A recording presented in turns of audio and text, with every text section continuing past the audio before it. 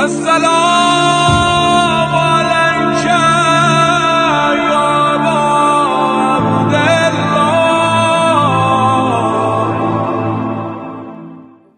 جب امام زندان میں تھے تو دو شخص بیان کرتے ہیں کہ ہم جا رہے، اور یہ جو ہے وہ ابو حنیفہ کے شاگرد تھے، تو یہ آپس میں باتیں کر رہے ہیں کہ یہ جو امام ہے، امام ہمارے جیسے ہی ہیں یا ہم ہماری شبیہ ہیں، کوئی اس میں امام سے کیا ہے۔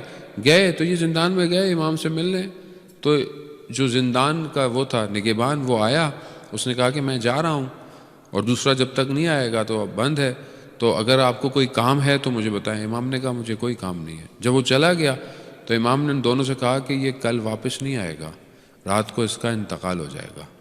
اب یہ انہوں نے سنا تو بڑا عجیب سے ہوئے کہ یہ اسرار اور غیب کی باتیں اٹھنے لگے، کہتے ہم تو حلال حرام پوچھنے آئے تھے، یہ تو ہمیں غیب کی خبر دے رہا ہے۔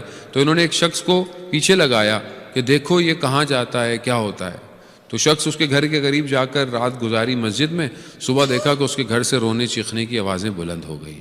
تو کیا دیکھا کہ وہ شخص جو ہے وہ انتقال کر گیا۔ تو جب ان کو خبر ہوئی دونوں کو تو یہ آئے، کہا کہ یہ تو غیب الہی ہے، یہ آپ کو کیسے پتہ چلا؟ کہا کہ یہ علم ہمیں رسول خدا نے مولا کائنات کو دیا اور اس سے ہمارے سینوں تک یہ علم پہنچا ہے۔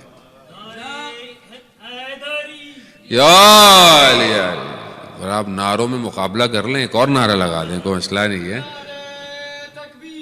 اللہ اکبر یا رسول اللہ۔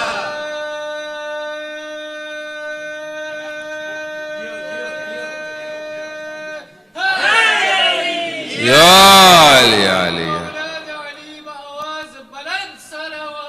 اللہم صلی علی محمد۔ ماشاءاللہ عزیزان، بہرحال مولا علی کا نام ہی ایسا ہے، چہرے مسکراتے ہیں، کھلتے ہیں، تو مجلس بھی بہرحال ہونی چاہیے۔ بہرحال بعض اوقات ہم ہی اتنی گفتگو خوش کرتے ہیں کہ لوگ نعرہ لگا ہی پاتے، لیکن بہرحال آپ کے ان چہروں کو دیکھتے ہوئے مولا کے میں مزید فضائل آپ کی خدمت میں بیان کروں۔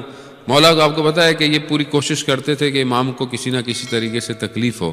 تو ایک دن اس نے امام کو کھانے پہ بلایا ہوا، تو اس نے ایک جادوگر کو بلایا، اور جادوگر کو بولا کہ جب امام کو خادم کھانا دیتا تھا تو وہ کچھ کرتا تھا تو روٹی جو تھی وہ امام کے پاس سے دور ہو جاتی تھی۔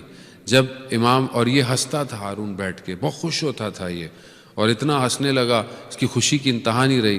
تو امام نے جب یہ محسوس کیا کہ یہ اہانت کر رہا ہے، یہ جو ہے وہ غلط ہے، تو اس کے پیچھے ایک تصویر تھی جس پر شیر بنا ہوا تھا۔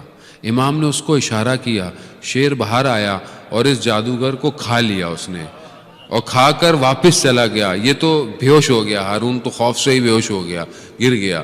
اور جب یہ اٹھا تو کہنے لگا کہ اس کو واپس لے آئیں۔ تو امام فرماتے ہیں اگر حضرت موسیٰ کی عصا نے ان جادوگروں کی چیزوں کو جو اس نے ساحر بنایا تھا اگر دوبارہ باہر نکالا ہوتا تو یہ بھی باہر نکال لے گا۔ صلوات بیت محمد و آل محمد۔ اللہم صلی علی محمد۔